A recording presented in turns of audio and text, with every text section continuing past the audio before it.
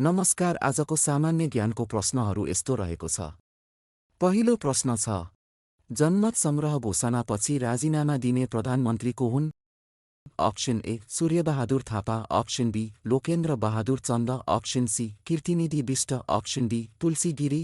सही उत्तर रहेको छ अप्सन सी कीर्तिनिधि बिष्ट। त्यसैगरी अर्को प्रश्न रहेको छ, विक्रम सम्वत 2015 सालको संविधानमा नेपाललाई कतिवटा निर्वाचन क्षेत्रमा विभाजन गरिएको थियो?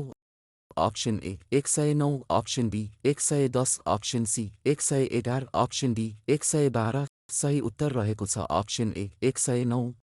त्यसैगरी अर्को प्रश्न रहेको छ, नेपालमा पहिलो परामर्शदात्री सरकारको गठन कहिले भएको थियो? अप्सन ए विक्रम सम्वत 2009 साउन 30, अप्सन बी विक्रम सम्वत 2009 भदौ 30, अप्सन सी विक्रम सम्वत 2009 असोज 30, अप्सन डी विक्रम सम्वत 2009 साउन 10। सही उत्तर रहेको छ अप्सन ए विक्रम सम्वत 2009 साउन 30। त्यसैगरी अर्को प्रश्न रहेको छ, विक्रम सम्वत 2036 सालको जनमत संग्रहमा पञ्चायत र बहुदललाई दिइएको रङ क्रमश कुन कुन हुन्? अप्सन ए पहेँलो र सेतो, अप्सन बी पहेँलो र नीलो, अप्सन सी रातो र नीलो, अप्सन डी नीलो र पहेँलो। सही उत्तर रहेको छ अप्सन बी पहेँलो र नीलो। त्यसैगरी अर्को प्रश्न रहेको छ, संविधान सभाको पहिलो बैठक विक्रम सम्वत 2065 जेठ 15 को अध्यक्षता कसले गरेको थियो?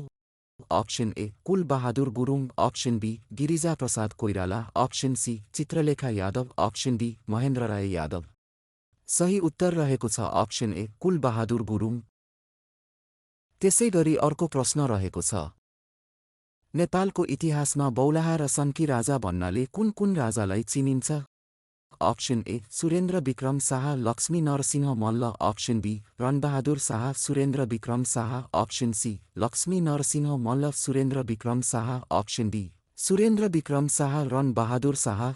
सही उत्तर रहेको छ अप्सन सी लक्ष्मी नरसिंह मल्ल, सुरेन्द्र विक्रम शाह। त्यसैगरी अर्को प्रश्न रहेको छ, गोदावरीमा 12 वर्षे मेला र सम्यक पूजा गर्ने चलन ल्याउने राजा कुन कुन हुन्? अप्सन ए पृथ्वी नारायण शाह निबिस, अप्सन बी निबिस पृथ्वी नारायण शाह, अप्सन सी निबिस सुरेन्द्र विक्रम शाह, अप्सन डी सुरेन्द्र विक्रम शाह। पृथ्वी नारायण शाह। सही उत्तर रहेको छ अप्सन बी निबिस पृथ्वी नारायण शाह। त्यसैगरी अर्को प्रश्न रहेको छ, राणा शासनकालमा स्थापित खड्ग निशाना अड्डाले कस्तो कार्य गर्दथ्यो?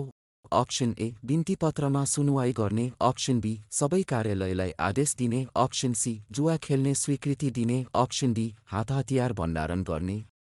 सही उत्तर रहेको छ अप्सन बी सबै कार्यालयलाई आदेश दिने। त्यसैगरी अर्को प्रश्न रहेको छ, कुन किराँती राजाको पालामा नेपालको पहाडी भागमा किराँतरूपधारी शिव र अर्जुन मिस युद्ध भएको थियो? अप्सन ए सातौं राजा किराँती जिते अस्ति, अप्सन बी छैठौं किराँती राजा Humati, option C Yalambar, option D Bhuvan Singh. सही उत्तर रहेको छ अप्सन बी छैठौं किराँती राजा हुमती। त्यसैगरी अर्को प्रश्न रहेको छ, राज्यलाई काठमाडौँ, पाटन र भातगाउँमा विभाजन गरी छोराछोरीलाई दिने राजा को हुन्? अप्सन ए अरी Malla, option B Yaksha Malla, option C Pratap Malla, option D Jitamitra Malla. सही उत्तर रहेको छ अप्सन बी यक्ष मल्ल। त्यसैगरी अर्को प्रश्न रहेको छ, कौशल्यावती कुन राज्यकी राजकुमारी थिइन्? Option A Palpa, option B Tanahun, option C Lamjung, option D Nuwakot. सही उत्तर रहेको छ अप्सन ए पाल्पा। त्यसैगरी अर्को प्रश्न रहेको छ, एकतन्त्रीय राणा शासनकालमा कुन कुन प्रधानमन्त्रीलाई बलपूर्वक पदमुक्त गरिएको थियो? अप्सन ए देवशमशेर र पद्मशमशेर, अप्सन बी जुद्धशमशेर र देवशमशेर, अप्सन सी चन्द्रशमशेर र पद्मशमशेर, अप्सन डी जुद्धशमशेर र चन्द्रशमशेर। सही उत्तर रहेको छ अप्सन ए देवशमशेर र पद्मशमशेर। त्यसैगरी अर्को प्रश्न रहेको छ, सुब्बा कृष्णलाल अधिकारीद्वारा लिखित मकैको खेती नामक पुस्तक कहिले प्रकाशित भएको थियो? Option A Vikram Samvat 1977, option B Vikram Samvat 1978, option C Vikram Samvat 1979, option D Vikram Samvat 1980। सही उत्तर रहेको छ अप्सन ए विक्रम सम्वत 1977। त्यसैगरी अर्को प्रश्न रहेको छ, नेपालको इतिहासमा अभागी राजा भनेर कसलाई चिनिन्छ? Option A Jayaprakash Malla, option B Jaya Malla, option C Srinivasa Malla, option D Pratap Malla. सही उत्तर रहेको छ ऑप्शन ए जयप्रकाश मल्ल। त्यसैगरी अर्को प्रश्न रहेको छ, सेतो मच्छिन्द्रनाथको रथयात्राको चलन कसले चलाएका हुन्? Option A Narendradev, option B Pratap Malla, option C Ratna Malla, option D Ranjit Malla. सही उत्तर रहेको छ ऑप्शन बी प्रताप मल्ल। त्यसैगरी अर्को प्रश्न रहेको छ, पृथ्वीनारायण शाहले चौदण्डीमाथि कहिले विजय हात पारेका थिए? ऑप्शन ए विक्रम सम्वत 1829 भाद्र 13, ऑप्शन बी विक्रम सम्वत 1831 श्रावण 5, ऑप्शन सी विक्रम सम्वत 1826 मङ्सिर 1, ऑप्शन डी विक्रम सम्वत 1819 भाद्र 9। सही उत्तर रहेको छ ऑप्शन ए विक्रम सम्वत 1829 भाद्र 13। त्यसैगरी अर्को प्रश्न रहेको छ, शाहकालीन समयमा कपरदार भन्नाले कुन पदलाई मानिन्थ्यो?